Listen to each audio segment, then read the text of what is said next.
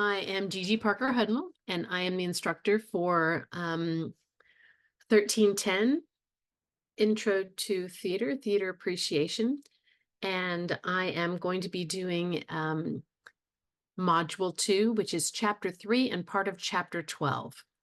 So I'm going to go ahead and share my screen, and we're going to start with Chapter 3. Okay, and let me pull this down a little bit. So, Chapter 3. Oops. Here we go. Why is the ability to read a play imaginatively and perceptibly an ability that everyone should have? So, in other words, why should we be able to pick up a play and just read it and picture it in our mind the way that it should be on stage? So we should all be able to do that, kind of like we should all be able to read a book and understand what is going on in the book. It plays out like a movie in our mind, and so should it when you read a play. And without this skill, much of the human experience is lost. Playwrights write plays because, as we talked about in the last chapter, they feel that they're artists and they're trying to share that art with other people. And if we aren't able to read the plays the way that they intended us to read the plays, intellectually, we could suffer from historical and cultural amnesia. We could forget what happened. We don't want to forget what happened. There are some things culturally that, happened in the past that we don't really want to remember. But if you don't remember it, you may be destined to repeat it. So we want to remember things and make sure that we keep historical record. We are reading plays that were written 2,500 years ago. And we want to remember that so that we don't repeat the mistakes that were made in those plays. And they actually touch us now. So in order to understand the history and the culture of the time that we're looking at, we need to be able to read drama with understanding. If there are plays that were written during that time, they usually reflect what was going on during that time. So the ability to be able to read a play and understand what's going on is kind of critical in understanding that culture in that time period. Oh, I put some fancy things in here. Sorry. It's moving a little slow. Okay. So how is a play distinctive and different from other written works? I could pick up a novel, right? And how is it different from a play? Well, a play is structured a bit differently. Most of you have seen what a play looks like. In school, they have you do little plays. Sometimes in those reader books, they're actually written out as a play so that you can see what it looks like. So it's different. It's basically made up of carefully constructed dialogue. So all the things and all of the descriptions may not necessarily be there. Some things are written like in the stage directions and things like that, but the dialogue is created. The intention of the dialogue is to sound like spontaneous speech. Okay, it's supposed to sound like it's just coming out of their mouths and they've never seen it before and they're just saying it the way that you and I would just say something. And it's written, this speech is coming from characters involved in a developing action. So there are things that are going on in this play. If all we did was just have dialogue and nothing happened, it would be pretty boring. So, what things do readers of a play need to pay special attention to? So when you're reading a play, what should you look for? So, stage directions, as I mentioned before, especially as they relate to the mood or the speech of a character. So the example we have here is, it shows you the scene number, shows you where we're starting. This is Act 1, Scene 1. And it gives you a description. Usually the descriptions and anything that's a stage direction is written in italics. So it's usually slanted like this. Ginny and Thomas are playing on the floor with their Legos. Their mom sits on the couch watching TV. So Thomas angrily, Ginny, stop hogging all the cool Legos and give me a turn. Ginny, fine, here you go. Throws a piece of Lego across the room. That's a stage direction, also in brackets, of something that the playwright wants the character to do, wants to throw them to throw the Lego across the room. And then the mom says, kids, be quiet and play nicely. The words are character dialogue. So this is kind of breaking down what a play looks like and what the different parts are. It should show you time and place of action. In this particular scene, we're not sure what time it is, but we do know the place, right? They're playing on the floor and their mom is sitting on the couch watching TV. We can surmise that's a living room, right? It could be something different. They could be, you know, in a waiting room of a doctor's office or something. But for, you know, our purposes, we're probably going with that's a living room. Implied meaning and subtext. When Ginny says, fine, here you go, what is her inflection? What is her thought? What is she actually saying? Is she saying, fine, here you go? Probably not. So we have implied meaning there. Is the person saying it sarcastically? Are they lying? Are they ridiculing? What are they doing? So a playwright has to write these things in, and the actor, the person reading it, has to interpret. Character action and interaction. Are they flirting? Are they fighting? Are they suspicious of each other? Is someone angry? These are the kinds of things that you need to pay special attention to when you're reading a play. Excuse me, got the hiccups suddenly. Drink. I don't know why this is moving so slowly. Okay, so stage directions may do many things. They might give us the time and the place of the action. They might suggest things about a character's speech or behavior, you know, say that angrily, or maybe it says, you know, they're slurring their speech because they're drunk, you know, that kind of thing. Stage directions can help establish the mood and the desired atmosphere. They can give the tone in which the line should be spoken. Again, sarcastically, or in a teeny tiny voice, or, you know, something like that. It should tell us how to say the line, or it can tell us. So here's an example of the play script Death of a Salesman. And right here in italics, part of the stage directions is a character description. So it says, Charlie has appeared in the doorway. He is a large man, slow of speech, laconic, immovable. In all he says, despite what he says, there is pity and now trepidation. He has a robe over pajamas, slippers on his feet. He enters the kitchen. We got a lot of information just from that small paragraph. We now understand that when Charlie says, everything all right? Again, he's going to say it slowly. It's not going to be everything all right, right? So we're imagining this large person who speaks carefully and now with a little pity and a little trepidation. It also gives us the setting.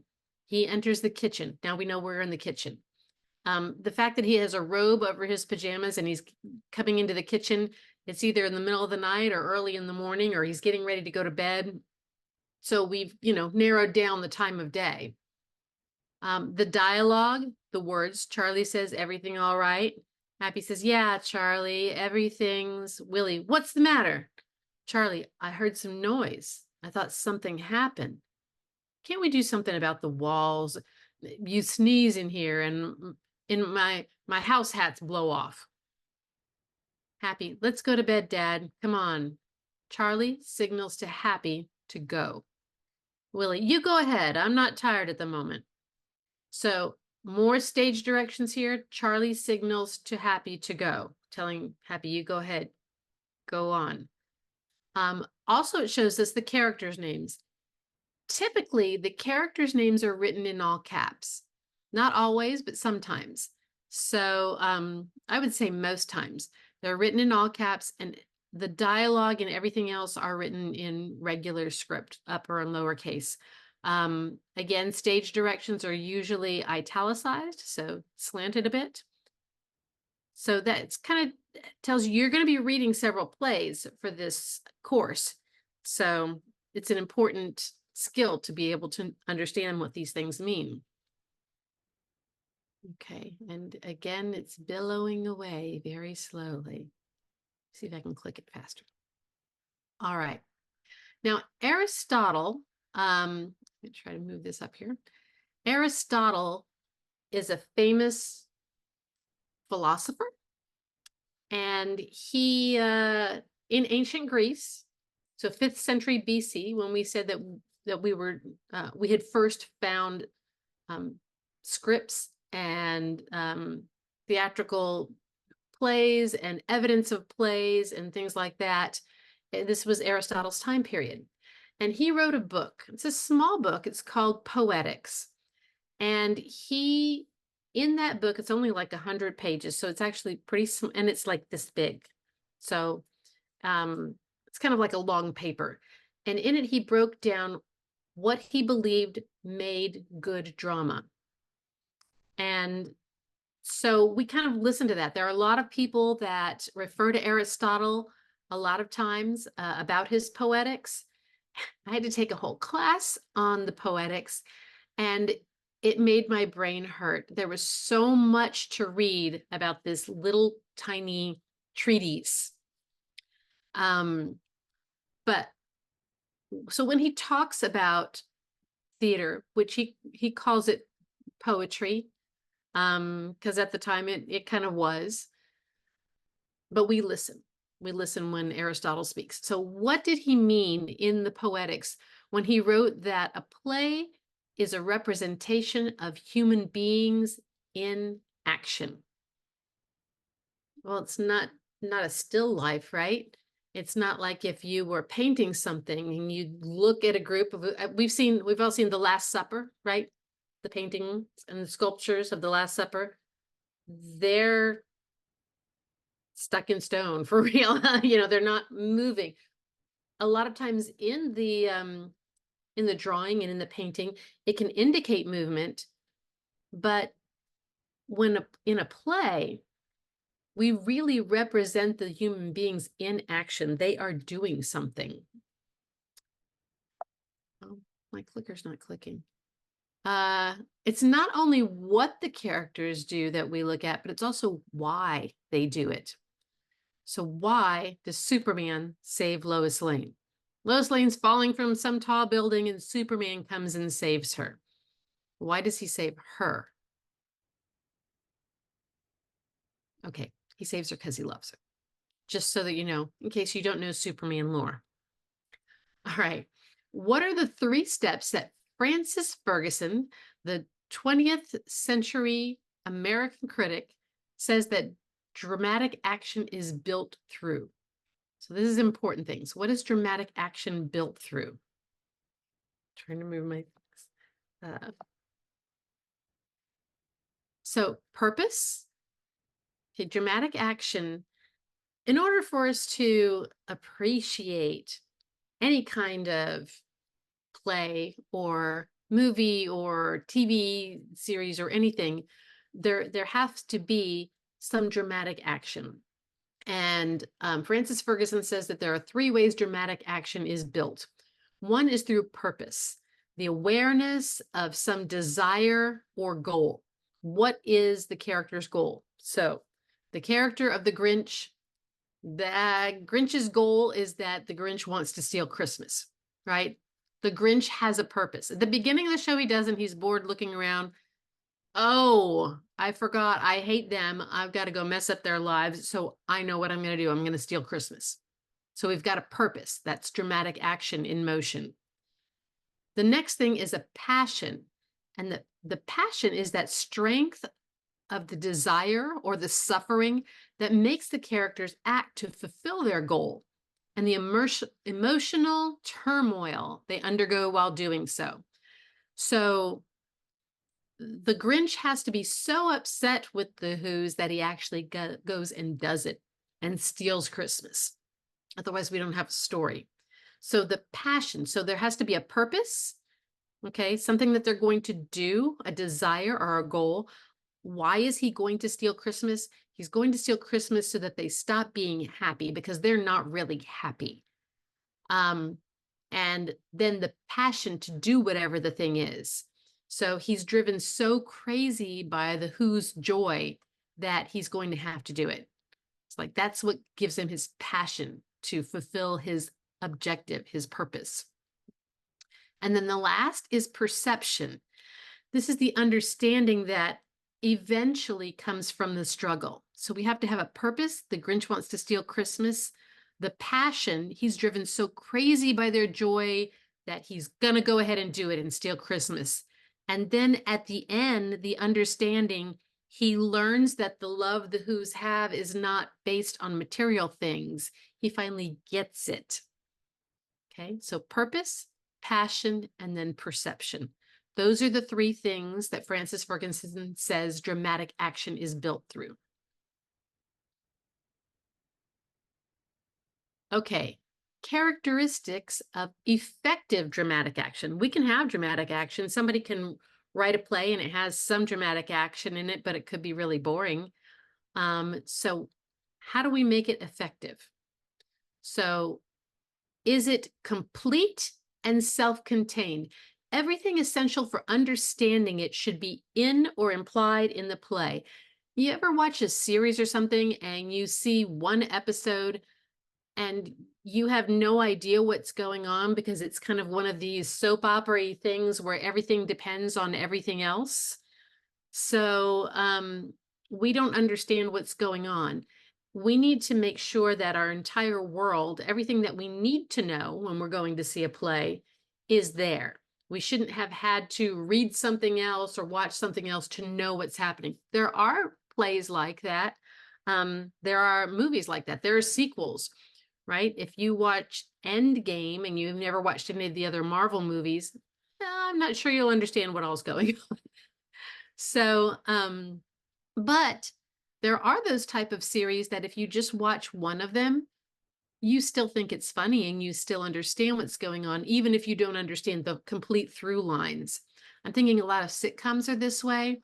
What comes to mind is Big Bang Theory. Like I've started binging it from the beginning because I want to see all of it and then I want to see all of Young Sheldon. So, but you could see one episode and you could still understand what was going on. Everything essential for understanding it is in or implied in that action, all encapsulated in the one episode. In every play, in every standalone movie, it needs to be complete and self-contained. Okay, we beat that with a dead horse. In The Wizard of Oz, we understand what's going on because everything that we know, it's a crazy thing, but if you walk in the middle of the show, you want to understand why this girl is with a lion and a tin man and a scarecrow, you know, unless you've seen it from the beginning. So it's complete and self-contained in the action. It's deliberately shaped. It's organized to reveal the purpose and the goal and to evoke from the audience specific responses, joy, pity, fear, etc. You'll be watching something and then all of a sudden there'll be a big reveal and everyone in the audience will go, oh! Okay? The playwright designed it that way. They deliberately shaped it that way. Okay? Juliet kills herself after Romeo dies. And we're all going, no, no, don't drink the poison, don't stab yourself. Okay. So, but it's made to make us feel that way. It has a variety to avoid monotony. So in Hamilton, if any of you have seen Hamilton, there's this character, King George. Everything in Hamilton is pretty serious. There are a few light-hearted moments and a few sweet moments, but there's not a lot of laughter, not a lot of comic relief, except for this guy. So King George comes in and he's wonderful. He's wonderfully crazy. He is definitely the comic relief of the show. And so good, effective, dramatic action has something like that, something that breaks everything up to still keep us focused, but to make sure that it's not monotonous. Okay. Effective dramatic action also engages and maintains interest, because if it's not interesting, why should we even watch it?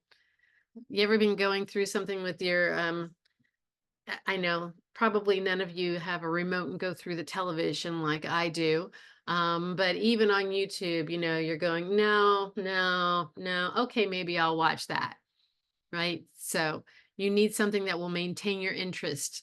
If not, then you're not going to watch it, especially in this day and age. We're like really hungry for things to move along. As a matter of fact, most of you have probably sped up this video so that you can hear me talking faster because we have such a short attention span, and I'm okay with it.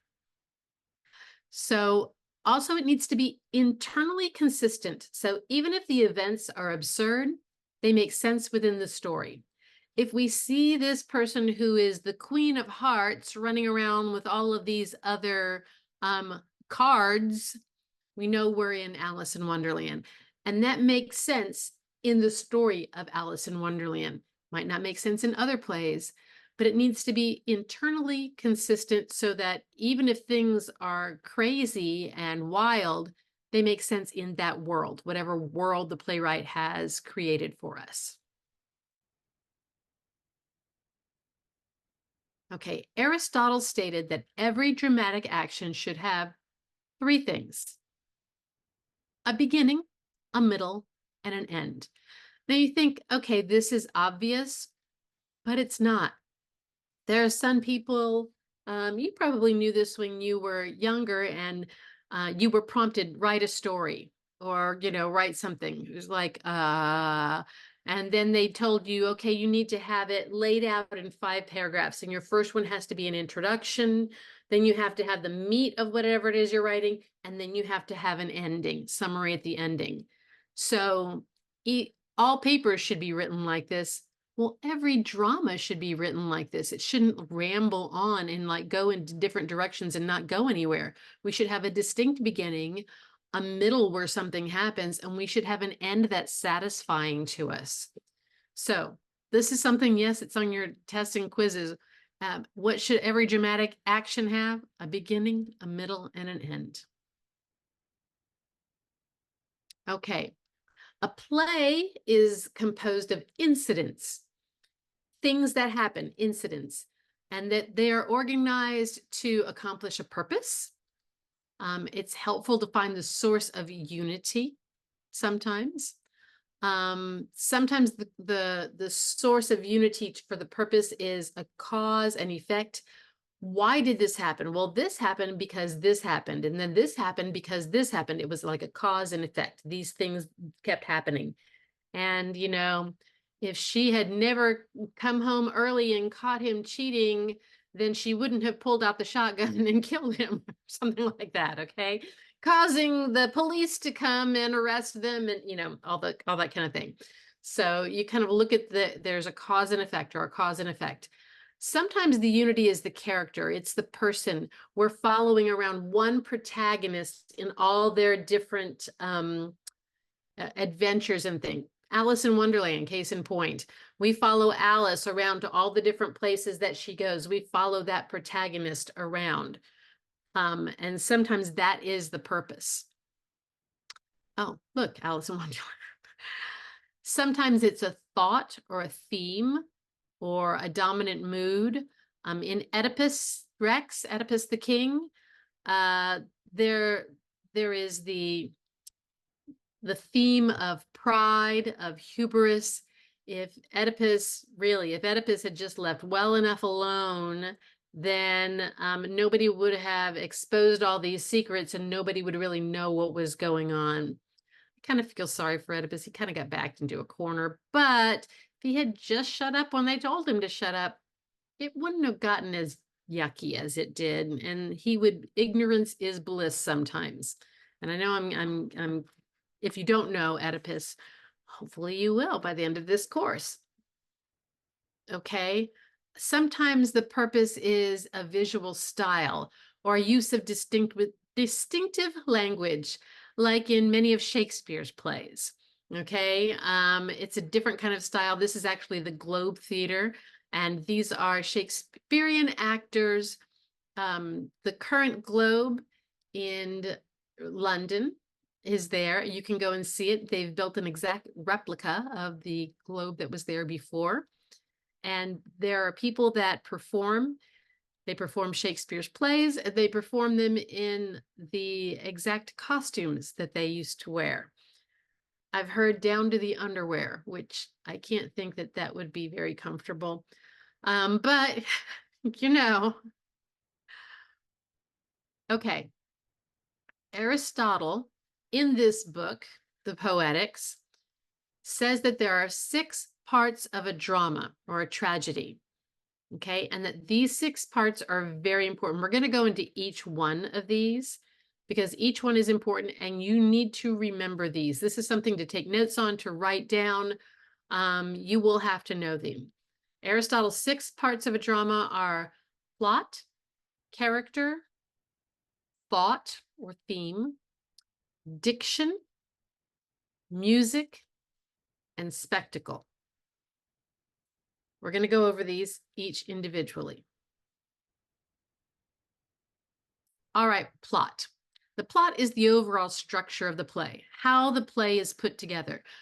When you start to write a story, you have to figure out a starting point of the story. Usually some stories are told, once upon a time, this happened. But even if you say once upon a time, there was this girl named Cinderella who lived with her stepmother and stepsisters.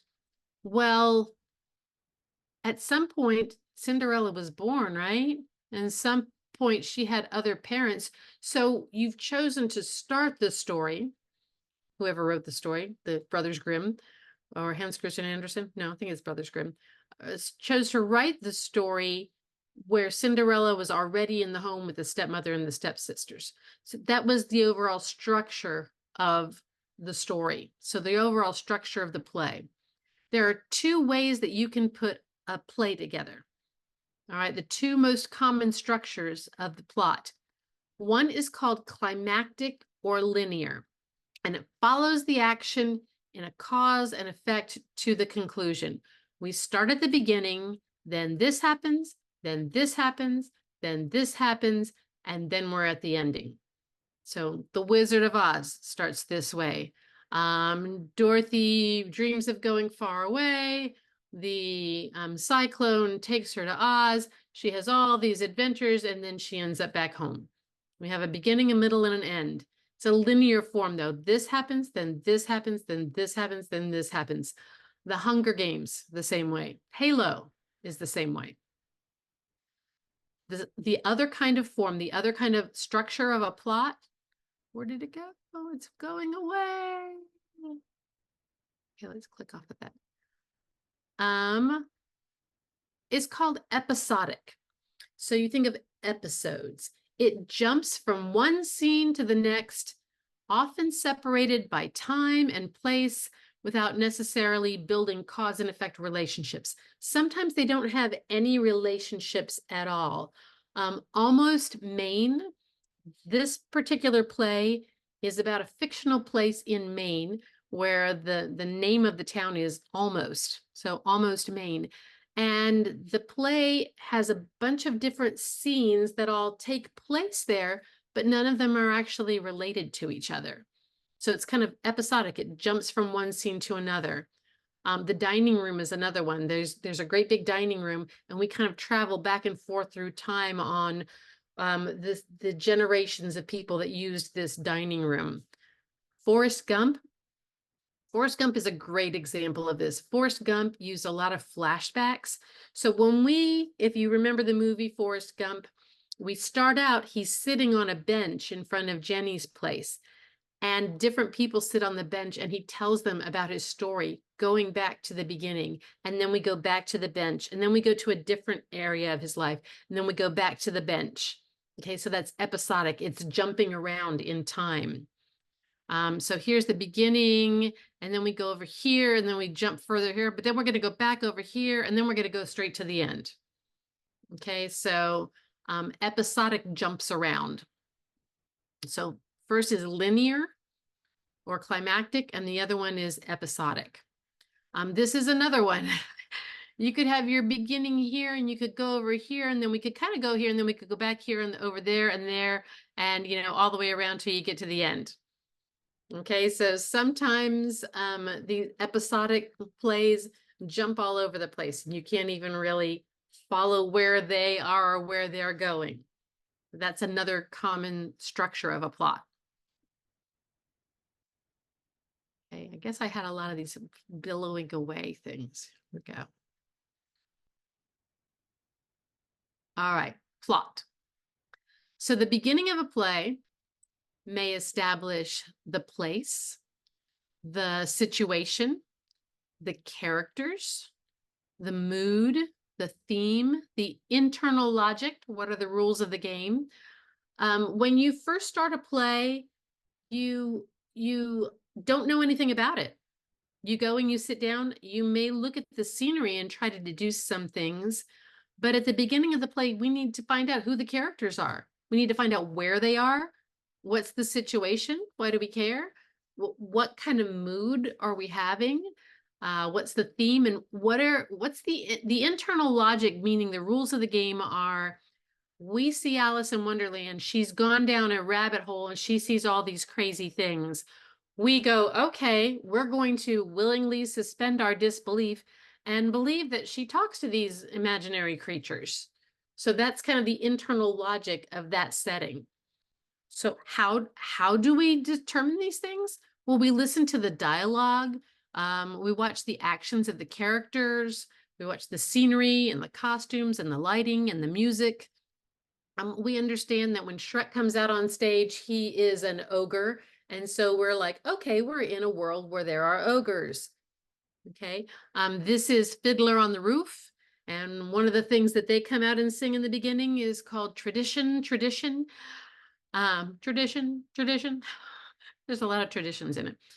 But you understand through them singing this that tradition is part of the theme of the play, that tradition is very important to these people. And then you see how traditions are being broken and broken and broken throughout the play. So it's important. It lets you understand the characters. Sometimes the scenery, the costumes, the lighting will tell you some of these different things. Okay, this is a cast of characters. If you're going to read a play, a lot of times it will have a list of the cast of the characters. So Perry Pippin, who's the teacher, is the teacher of a playwriting class, a dissolute former success. He had one successful musical 10 years earlier, and he has this gig teaching playwriting at a local community center after the original serious playwright had to drop out at the last minute. Okay, so we already know a little bit about this teacher. Helen, student number 1, a mousy accountant who is writing an earnest play about an accounting scandal. John, student 2, young husband whose marriage is falling apart. His play is a tortured love story. Christine, student 3, a professor of anthropology and history who has decided to turn some of her research into a play about a woman who is studying apes in the African jungle. And Anastasia, student 4, she's the teacher's fan. Like, he has one fan, and she's joined the class mostly just to give him enthusiastic support. So she saw his play years before and just loves him. And she's like all googly and wants to come in and take the class to see him. Okay, we're also told on this page what time it is. It's the present. Okay, we're not in the 1800s, we're now. And then the synopsis: a diverse group of aspiring playwrights has gathered at the local community center for a class by the local theater Auteur. When the teacher is replaced at the last minute by Perry Pippin, a dissolute character with one successful musical in his past, the class takes an unexpected turn. Please note There is no actual music in this piece, although Perry does chant his way through a few lyrics. So it gives you an idea of what a play is going to be looking like here. Then it goes on for the play. We see setting, the stage directions, classroom or conference room at a suburban community center. And at rise means what do we see in front of us? 4 chairs are in a diagonal line. Christine and John are already seated and Anastasia enters. And then we have the dialogue. Okay. All right. So a little bit more about plot. So that kind of gives you an idea. That's the beginning of a play. We have the characters. We've been given the situation. We kind of see where the direction that the play is going. So the plot has a beginning point of attack. So like I said, when we start Cinderella, usually Cinderella is already of age to marry the prince, right? We don't start Cinderella as a little girl and watch her grow up, or at the birth of Cinderella, or at the death of her mother and the father remarrying. Some have done that before, but typically, I think the Brothers Grimm in the beginning, started the story there. So the point of attack is the moment at which we take the story up. So can stories begin before the point of attack? Yeah. So like in Harry Potter, he has this picture of his mother and his father, and he was a little baby, and all of the things that happened to him before we start the story. When we start the story, Harry Potter is 10 years old because Harry Potter is just getting the letters to join Hogwarts because it's his 10th birthday. But, obviously there was story before that, but that's where the playwrights slash, novelists chose to begin the story. The inciting incident. So that's the point of attack. The inciting incident is an occurrence that sets the main actions in motion. So one of the reasons why you choose a point of attack is because you think, okay, this is where things get really interesting, right? So an inciting incident is the interesting thing.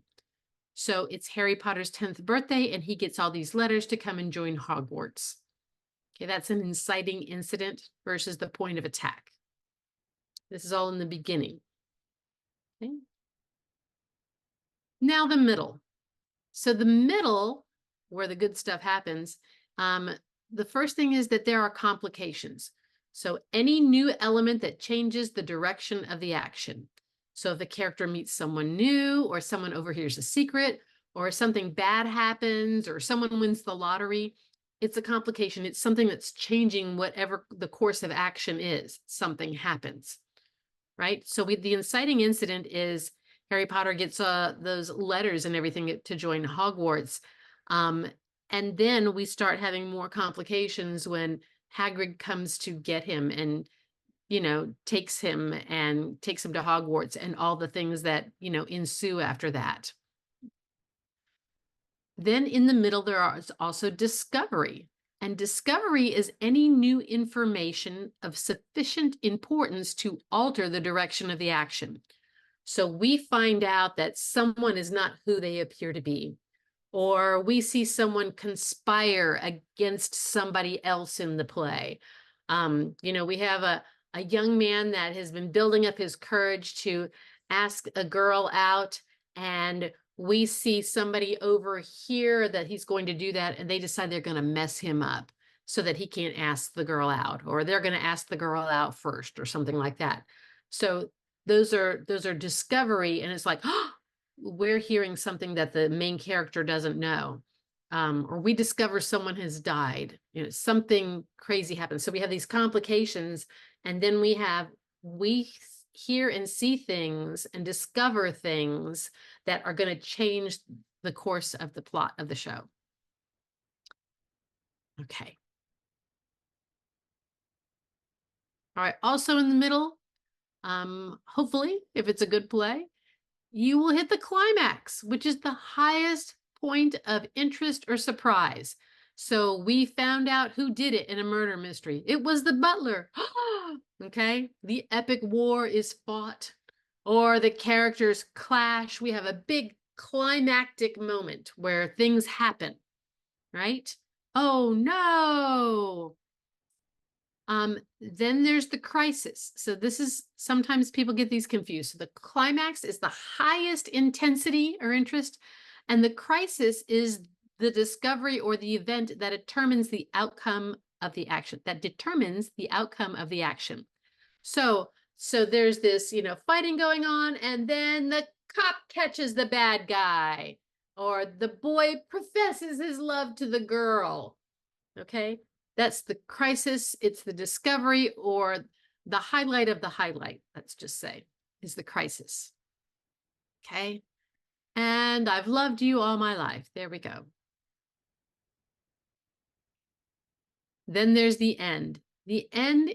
At the end, after the crisis is over, after everything has been solved, there are usually some loose ends. And at the ending, it's called the resolution or the denouement. It's a French word, and it literally means unraveling or untying all the pieces that have been tangled up. And now we're smoothing everything out and untying. I think of a big frayed knot, and you're untying it, unbraiding it, so that everything makes sense to the audience. The best example I have is in Scooby-Doo, right? They've caught the bad guy. The police are coming to take them away. And, they pull the mask off of them. And it's like, oh, it was Mr. Jenkins. Mr. Jenkins, why were you trying to scare people away? And Mr. Jenkins, tells why he was doing what he was doing. So we understand what was going on and all the whys and what fors. And I would have gotten away with it too if it wasn't for you meddling kids. Right. Sorry, I had to do that. Scooby-Doo. Okay. See, now we know why. This is the resolution or the denouement. It may resolve the conflict. It may make sense of various strands of actions. It may answer questions that were raised earlier, and it may solidify the theme. Okay. All right, we're still on plot. This is the one thing out of the 6th. I'm going to try to speed it up a little bit. Usually this is breaking up into a couple of different lectures. So subplot. Within the plot, there's also a subplot, and the subplot is a smaller storyline within the story. And oftentimes subplots will merge, and then they'll become a major factor in resolving the main plot. So Timon and Pumbaa in The Lion King, they were kind of a subplot. At first they're two friends, goofing around, and Simba joins them. And then at the end, they go and they help Simba, win the big war against Scar. Subplots. Okay, now we're on number 2. The first one was plot. That's a lot of information on plot that you need to know. The second thing that Aristotle said was important was character. It's the primary material from which the plots are created, right? What the characters do. So if I create a good character, then you should care about that character, right? Why? Why do we create plots from characters? Because the incidents, the things that happen, are developed through the speech and the behavior of the characters, the people in the play. If the people don't say or do what they're supposed to say and do in the play, we don't understand what's going on. We don't care about what's going on. So character is really important. You got to have good characters for us to care about the play. Okay, so the characterization is anything that delineates a person or differentiates that person from other people. Anything that makes them unique, different from another. There are 4 levels of characterization. One is your physical or biological character. What gender are they? What age are they? What color, race, ethnicity, appearance, everything that you can tell about them by looking at them. Okay, their physical or biological level of characterization. So when you're writing a character, you need to understand this. You need to be able to say, okay, I want an African-American male to do this part. Okay, so otherwise it won't make any sense. Also, societal. So where are they in economic standing? What is their profession? Are they poor? Are they rich? Are they a king? Are they a peasant? Are they a used car salesman? What is it that they do? Sometimes it makes a difference and sometimes it doesn't. What's their religion? What are their family relationships? Anything that you can put the character in context of their social situation. So that's societal. So we have physical, what do they look like? And then societal, where do they fit into society? Okay, a priest. A priest is you're going to look at a priest differently, or a priest should act differently than, say, a prostitute. I'm sorry, I had to take a drink right there. I need a drink. It's just water. Okay. Character. Uh, the third level of characterization is psychological. So the habitual responses, their desires, their motivations, their likes, their dislikes, it can bring more tension into a scene. So think Indiana Jones when he fell into the pit of snakes and he says, snakes, why did it have to be snakes? Snakes happen to be his biggest fear. Um, and if you've seen the subsequent movies when his father is Sean Connery, they go somewhere where there were rats, and rats are his father's biggest fear. So he's like, Dad, there were rats. He's like, oh, I couldn't have done it. I couldn't have done it. So, but what motivates that particular character? It's important. The fourth level of characterization is their moral system, their value system. What are they willing to do to get what they want? So, you know, there's a lot of things that people might do. Every character has a want. We all have something that we want, right? How far will they go? Will they stoop to murder, stealing, lying, cheating? What is their moral compass? What is that character like? Okay, sure, yeah, I will honor that bond. And no, not really. All right. So how is character revealed? Um, in a play, it can be several things, including descriptions. So we saw in the beginning, we saw some examples of that, where Charlie is a large man, slow of speech, so that the playwright is giving you a description. Sometimes in the stage directions, they say, oh, he's mean, or he's always clumsy and falling over, and, stuff like that. Anything that's written into the play that's not dialogue. Okay, so we can learn how a character is revealed that way. We can also learn by what that character says. So if whatever Charlie says, whatever Happy says, whatever Willie says, can reveal things about the character. And then what other characters say about them. So the other people, when they're not in the room, do they say, oh, Charlie's so lazy? Okay. And we may or may not believe that person, but we know that that's what that person feels about Charlie, right? And then what the character actually does. Does actions speak louder than words? They could say, yeah, of course, come over. We'd love to have you for dinner. And, and then they put the phone down and going, no, say that we can't do it. What do they actually do? Okay. Third is thought. Thought means the thought that the character, or excuse me, that the playwright put into the play. And it's expressed through the character.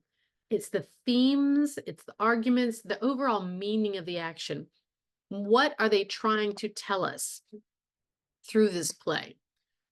Why is thought present in every play? Well, because every playwright thinks. Every playwright has feelings about something.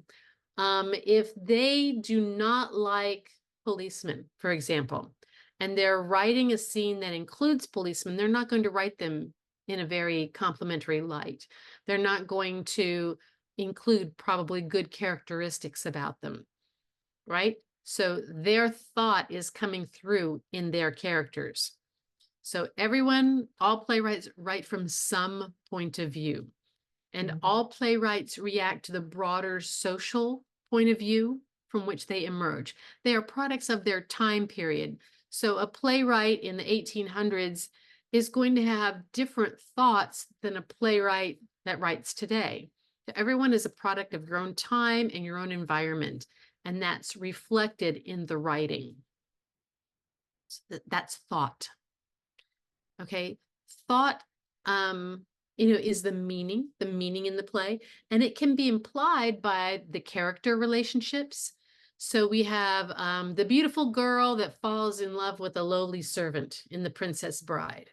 Okay, so the playwright, the screenwriter for this, the person who wrote the story, built this particular relationship to show he had to be a lowly servant, and the farm girl, fell in love with him that way. That way, when she found out he was really, important later, it showed that she still loved him no matter what. We have sympathetic and unsympathetic characters. So in Elf, Buddy's a fairly sympathetic character, but his father is not.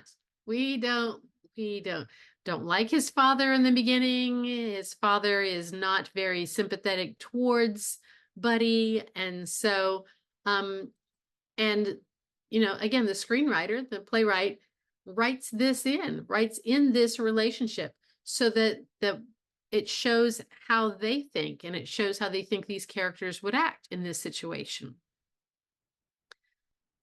Okay. Thought, meaning can also be implied by their conflicts and resolutions. True love will sacrifice. So think of Frozen, right? Anna gets frozen because she is protecting her sister. And of course, that ends up solving everything and melting everything, because true love will actually sacrifice one person for another. It's an act of true love. And obviously, whoever wrote that believed that and wanted to share it and show it. These are kids, but. And then spectacle, music, and song. So sometimes thought can be reflected, especially in a musical, through the words in the song. Annie in Little Orphan Annie sings the song Tomorrow. Everything's going to be better tomorrow. You're only a day away. I can wait for it. I know that things are going to be better tomorrow. I'm waiting for it. The consummate hope that things are going to get better. So that's also implied through song in some plays. Okay, is there a single correct interpretation for each play written? No. When you go see a play, so say you see a play done by one theater, and then, sometime later you go see it done by another theater. It could be the same play, the same writing, but different things are emphasized and things are interpreted differently. We all see things differently, and things affect us in different ways based on our own experiences. For example, is Willy Wonka about faith in the purity of a child, or that anyone can win if you believe you will? Depends on who you are as to what your interpretation is of that. So we should look at what's written, the evidence to support our argument. Not everyone's going to agree, and that's okay. So your interpretation is just as correct as my interpretation. Okay, or how you feel about what's written. But look at what is written to support your argument. Diction. Let's see if I can go back here. I don't know why it's doing this. If I do, I'm going to wait for that. No, but these things were supposed to come up one at a time, and they're not. So it's just a lot of information on a page at a time. I'm going to try to point it out as I go here. So diction is all language. It's the language of the play, but it includes other sounds like music or other oral effects like dialects or speech impediments or whistling. Okay, so diction in a play can do things like it imparts information. It tells us what's happening in the play. Not only what the character says, but how they say it. If they are speaking in an Italian accent, then we are going to understand that either they are from Italy or the play is taking place in Italy or something. It means something. All of those things mean something. Diction, the words, the things that they say, also gives us it characterizes for us. It may tell us where the character is from, again, if they're speaking in an accent, or from what social class. In the play Pygmalion, which was turned into the musical My Fair Lady, if any of you are familiar with that, the whole thing is about how he can take this girl who has this terrible accent and teach her how to speak like a proper woman, and people end up believing that she's a princess of some sort just by the way that she speaks. So the diction, the words, and the way that they say them can show us complete characters, and sometimes they have more meaning than others. It may direct attention to important plot elements. So sometimes characters might whisper something, and we know that they're telling a secret because they're whispering. And that tells us something about the character, right? It's part of the diction, it's part of what they're saying, but it's also how they're saying it. It might reveal themes and ideas of a play. The things that they say might show the theme of love, the theme of pride, the theme of trust. It can help establish a tone or a mood, and also internal logic. So think of Scrooge in A Christmas Carol. You know, he's always walking around saying, bah, humbug, blah, blah, blah, you know, hates Christmas and da, da, da, da, da. The words that he uses and how he says them lets us understand what a miser he is, what a crotchety old man he is. Okay, and the diction, it might also be used to establish a tempo or a rhythm. Sometimes things are written in poetry, as many things were for many years, and still are sometimes written in even a rhyming poetry. Think Dr. Seuss type of thing. So Seussical, there's a lot of rhymes in Seussical. Or there's an argument, and words tend to go faster and build on each other and get louder and louder and louder. And it shows you this tempo or this rhythm. A flirtation may be more sing-songy if people are talking to each other. A confession might be staggered and harder for people to say. So there might be a different kind of pattern related to what's going on. Okay, number 5, music. So after diction comes music. And music is really all pattern sound in a play. So it can be language. It can be when people are sing-songing, or if they happen to sing, or their stress, or their volume, their tempo, how fast they say things, their duration, the quality, some accents. Again, so it's diction and music kind of overlap in some areas, sometimes slurred words and sarcasm. But song too. Sometimes there's background music. I have Oedipus Rex here because when I was in college, we did a production of Oedipus Rex, and I was on sound. And if you read the play, you go, what sound? There was no sound.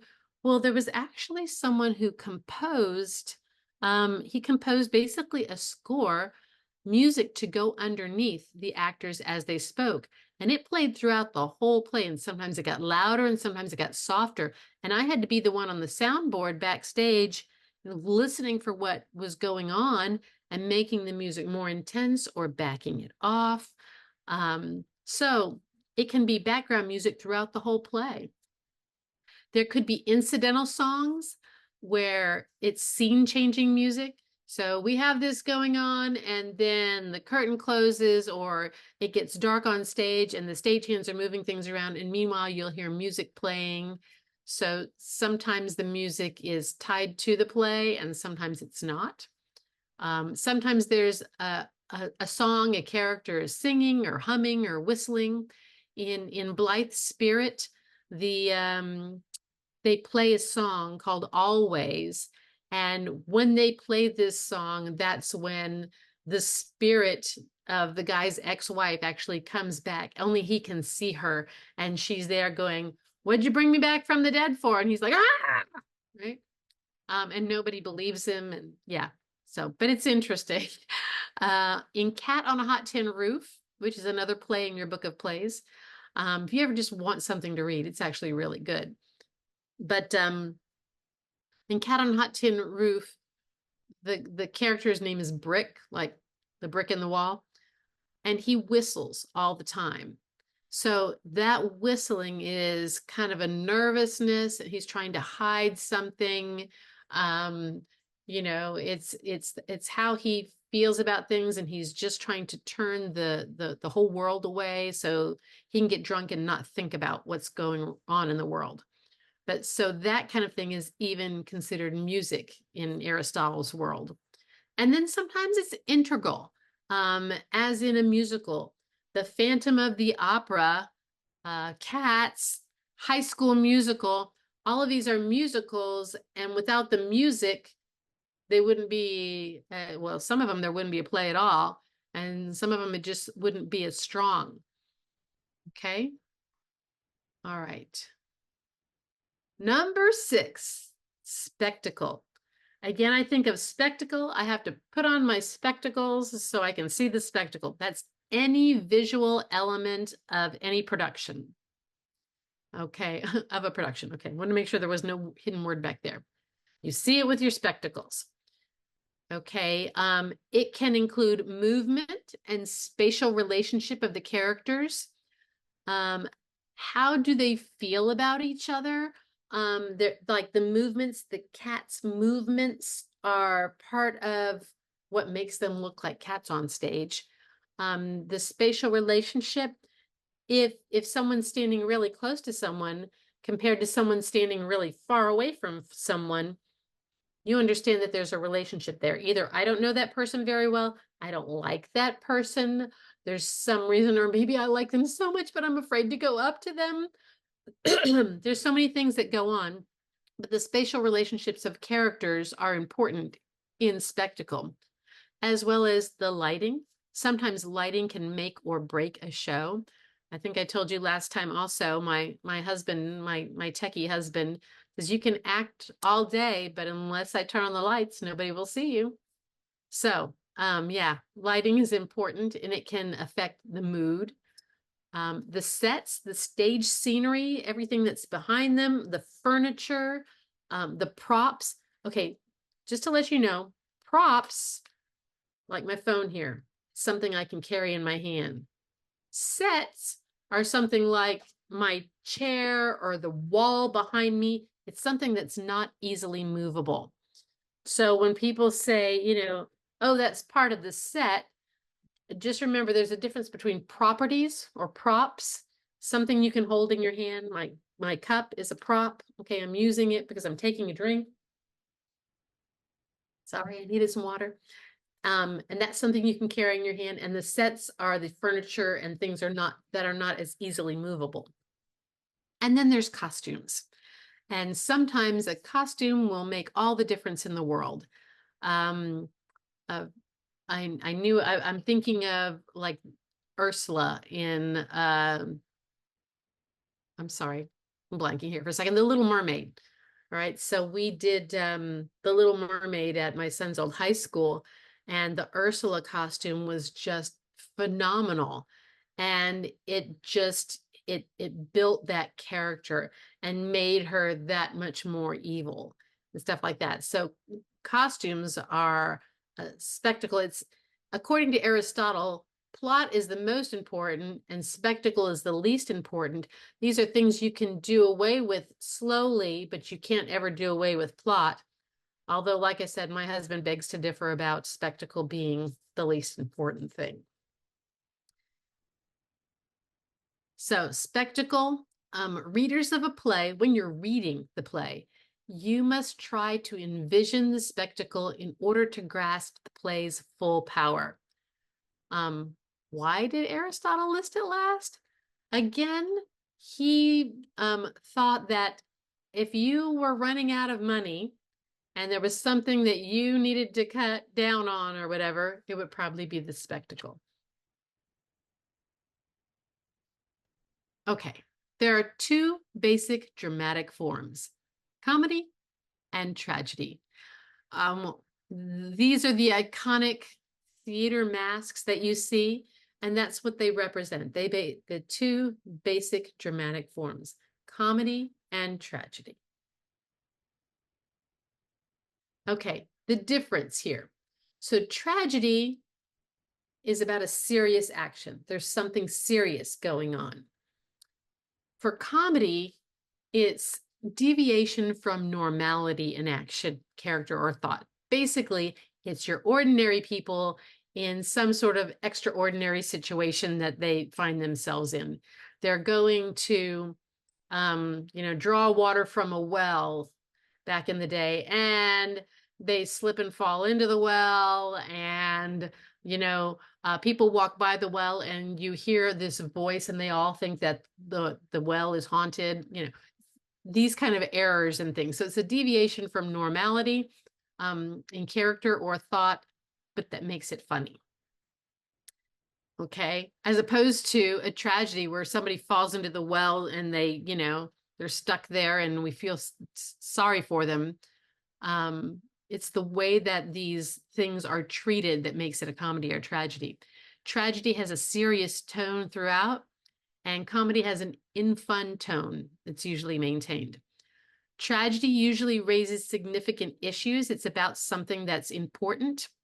And comedy says that it may be viewed with a, quote, anesthesia of the heart, right? So we don't feel so bad, or we don't feel pain or sorrow if the character slips on a banana peel, right? In tragedy, we would. It's like, oh my gosh, they really hurt themselves. But in comedy, we see somebody slip and fall, and it's funny because it's meant to be. In tragedy, we feel a strong empathy for those who strive for integrity and dignity. And in comedy, we feel emotions somewhere between joy and scorn, with laughter as their common response. Okay.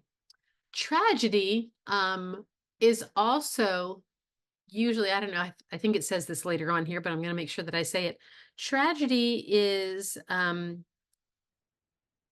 usually someone noble falling from some high position down to, the most terrible level, right? So in Oedipus, we see Oedipus as the king of the land, and he takes a terrible turn and tumbles and falls, right? He falls from a high position. Tragedy is about nobility doing this kind of thing. If someone common falls or whatever, we don't find that. We usually don't deal with that. It needs to be somebody that's of high rank or considers themselves high rank falling to a lower position that makes it a tragedy.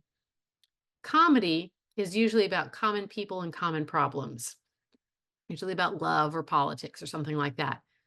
But tragedy, again, is someone in nobility falling. So the question is it possible today to have a modern tragedy? Since we don't have nobility very much anymore,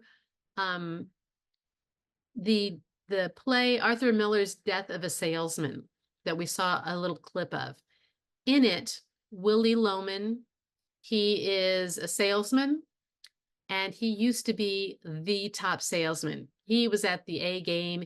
He was the best salesman, in the place. And he's had a string of bad luck. He can't sell anything to anyone. He's kind of just gone downhill, and he keeps talking about the old party days, and everybody else has kind of moved on. And in the play, we see that there's a hardworking mom, but then he has a mistress, and his son catches him with his mistress. And he feels like his whole world is tumbled, it's being torn apart.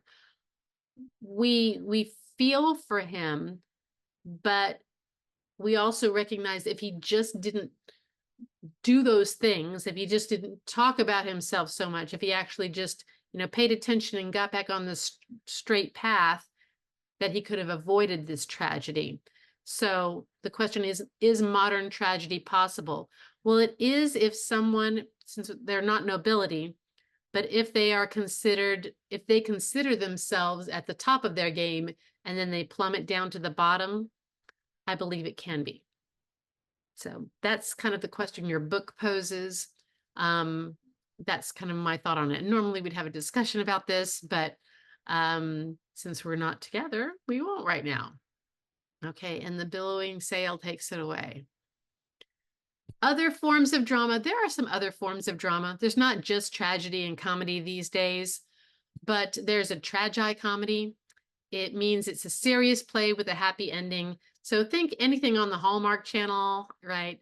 It's a Wonderful Life. We have these serious plays and they're about all this angsty kinds of things, but there's a happy ending. We have melodrama, which is it's a temporary serious action that's initiated and kept in motion by the malicious designs of a villain. A happy resolution is made possible by destroying the villain's power.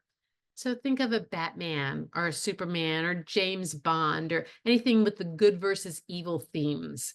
I'm sure that you have a list of things where there's a good guy and there's a bad guy. And when we defeat the bad guy, there's a happy resolution.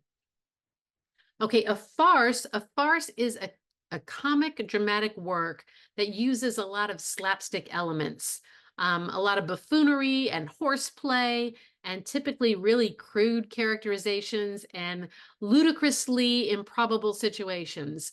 So think Austin Powers or The Hangover or National Lampoon's Vacation. Those kind of things are a farce, that it's a comedy, but it's so far out there that that the situations are called farcical. Okay, style. The style of a play, it results from a distinctive mode of expression or method of presentation. There are three basic ways to view style. Style stems from assumptions about what's truthful and valuable. So to you, what is truthful, what is valuable? Could it be pride? Could it be nobility? Could be love. It could be a political stance, right? And that could be a style. Or a style could stem from the manner in which the playwright uses the elements of a drama. So Tennessee Williams, Arthur Miller, and Shakespeare all wrote in a certain way. They used words in a certain way. Dr. Seuss uses words in a certain way, a certain poetry, and that's a style. So that could also be considered style. And another way to look at style is that it could stem from the manner in which the play is presented.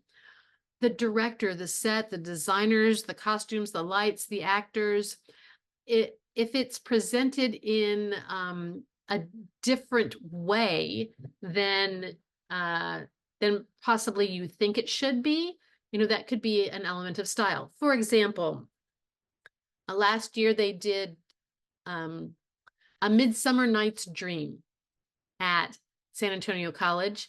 And the style that the director chose was to set it in the 1980s. It's supposed to take place in Athens, Greece. And she put it in Athens, New York, in the 1980s. So there's, it was a definite style choice. I've actually seen Shakespeare done a few different ways, so it was kind of cute. I saw Taming of the Shrew done in such a way that it took place in the 1950s, and like the poet was like a beatnik, and the guy's walking around with his motorcycle on the lines with, "Oh, I've got my horse here," and he's talking about his motorcycle instead of a horse. So again, that can be a different style. Ways to view style. I have this. It is listed in your canvas, all the different styles of A Midsummer Night's Dream. I'm not going to click on them right here because they're YouTube videos and they might not translate onto this Zoom. Sometimes that gets, Sometimes it gets turned off for me. Sorry, that was a cat. Okay, so that's the very end of this. And let me stop sharing for a second. Chapter 12, the thing that I've got to show you about chapter 12 is pretty short. So I'm going to go ahead and do that as well.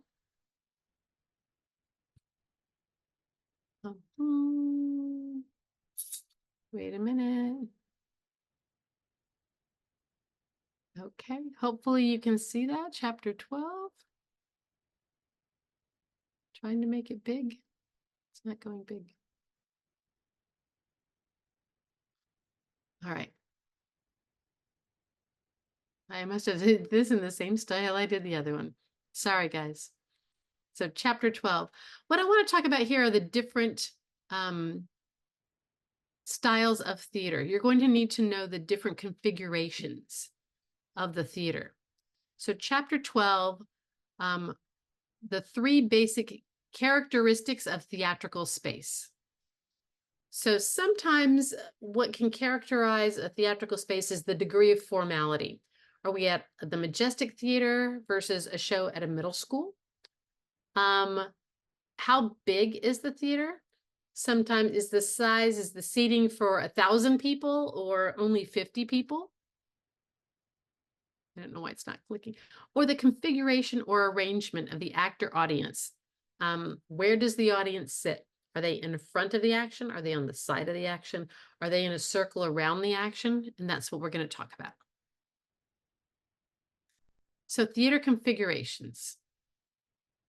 There are 4 types of stages: a proscenium stage, a thrust stage, an arena stage, and a flexible stage. And I have this cute little video. Again, it's in your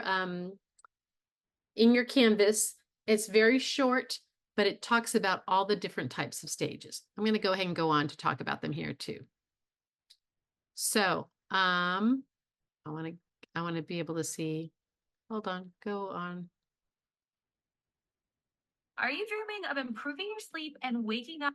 Okay. I'm sorry. Hold on just a second.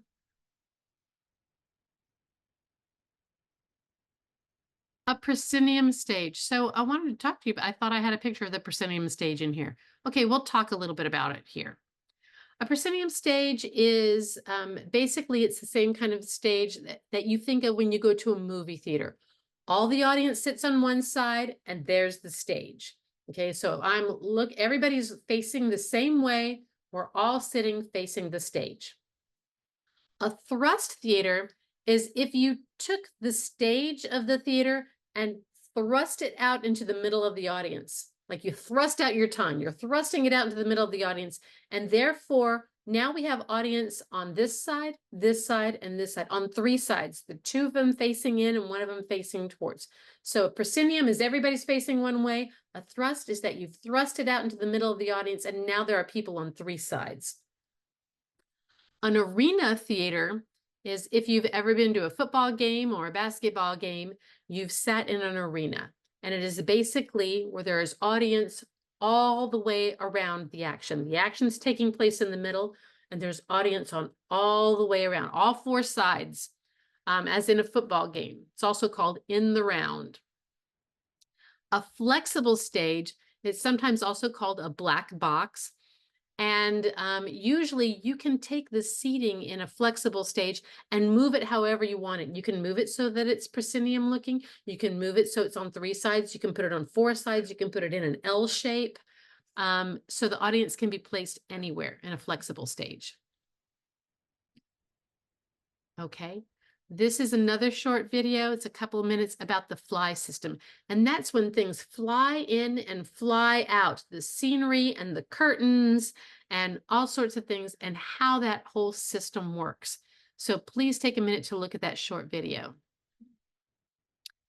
The wings. So that's the audience over there where it says Getty Images. And then we are like as if we were on stage here. And the wings are those spaces in between. If you're sitting here, this is the orchestra pit. This is the audience here. The apron is that place right there in front of the stage. This is the stage, and then these are the wings. They're on the sides. They are places that are masked so that scenery can be moved, scenery and actors can be moved on and off the stage whenever you're changing anything. Okay. A black box theater is another word for a flexible space. Okay. A lot of times black boxes are used for non-traditional works. If there's something that's kind of experimental, they'll put it in a black box. New or untested plays. If you go and see a show at the Overtime Theater on Bandera Road, usually that is a black box, and it's kind of an L shape in there, and they do all original works, all new plays. So that's a good example of that. It's low budget. It doesn't cost a whole lot because everything's already painted black, and that usually the setting and the scenery is very suggestive rather than being physical. And a lot of times for student productions, they'll do it as well, use a black box. This is an example of what a black box looks like.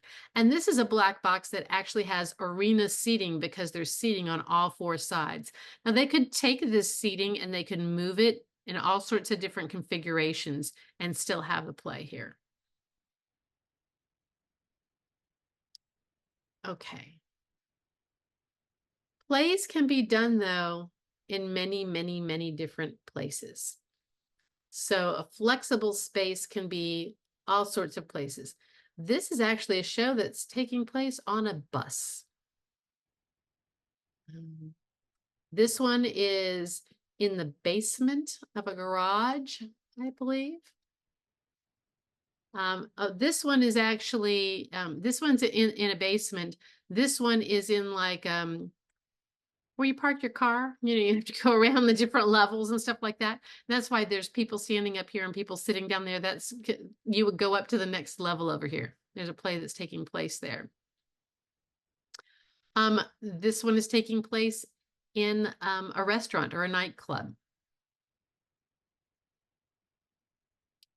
This one's outside, and they've got scenery set up outside and flexible space options. You can be all over the place. They could have moved this anywhere.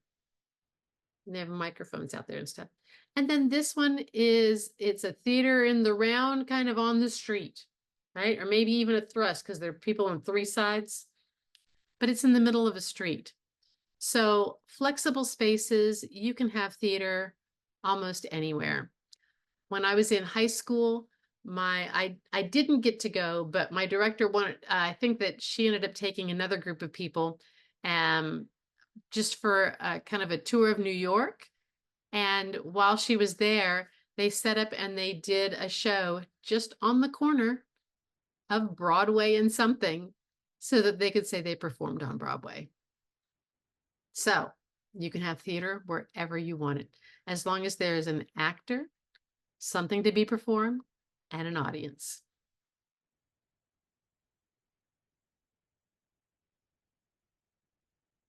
Ah, the last thing is the green room. Okay.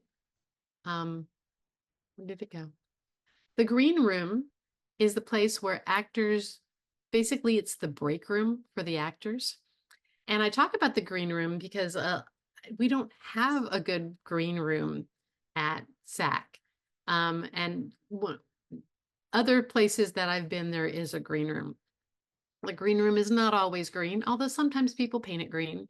But the reason that it's called the green room, the break room where actors go when they're not on stage and they're waiting to be called to go on stage, is because they used to have billiard tables. They used to have pool tables in these rooms. And so they called it the green room because the felts on the pool tables are green. Just so you know. But any of these places here, these are different green rooms. So if you ever hear them talk about the green room, you'll know what they're talking about. The green room. I was gonna say, I thought I had something written there. It's the space in the theater for performers to relax before or between scenes. Ta-da. Okay, that is the end. Thank you guys very much for hanging out, and hopefully you learned a little something today. If you have any questions, As always, don't hesitate to contact me. Thanks. Have a good day.